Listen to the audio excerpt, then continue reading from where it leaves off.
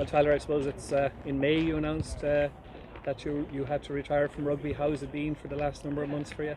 Yeah, it's been a bit weird, I must admit. So plenty of family time. I enjoyed that part of it, but now the Munster games are back on, you're really starting to miss it. But I'm finding some enjoyment in the coaching side of things now, which is great. And you've been in Ireland since lockdown? I've been in Ireland, yeah. Are you have a new arrival on the way? Or? I just had a second boy, so he's 3 weeks now. That's kept me busy as well, me and my wife. So it's yeah, look, that's great news for us. And last season, Tyler, you got involved with Garryowen doing some coaching. How did that come about? I just got approached really. Obviously I know Mick Sherry pretty well, and I only actually managed the one session before the country went into lockdown, so I was lucky enough to get invited back for the new season, the upcoming season, so I'm really excited to get stuck in, and I've enjoyed the few weeks that I've been here so far. And is coaching something you'd like to get involved longer term, or are you just seeing dipping your toe at the moment and see how it goes? No, it's a passion of mine, something I want to do long term, and I'm very grateful for the opportunity here at Garryowen, so love to get stuck in now, and I'm really looking forward to the season ahead. And what is it about coaching?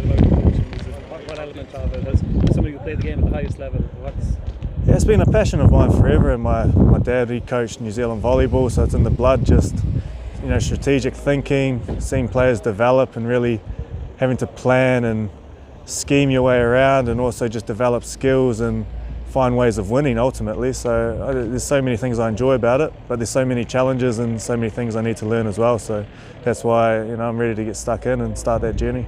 And I suppose the challenges are added to this season by the restrictions with COVID-19 and that, in terms of pods and that. How have you found that?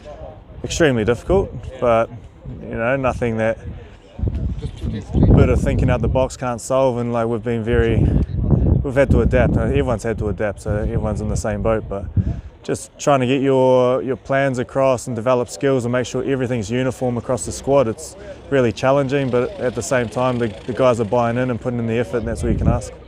What have you thought of the standard of club rugby in Limerick and nationally as well in your time involved at this level? Yeah, I think it's really high. I think there's a lot of ambition starting to come into the game as well, especially AIL level, and the competition, the rivalries, it's really great to watch, and I think the players are definitely eager to improve skills and play a more expansive game when the conditions permit. So that's really pleasing, and hopefully I can help coach that as well.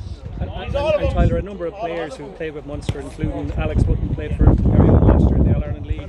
Conor Oliver, who played on the weekend for Connacht as well.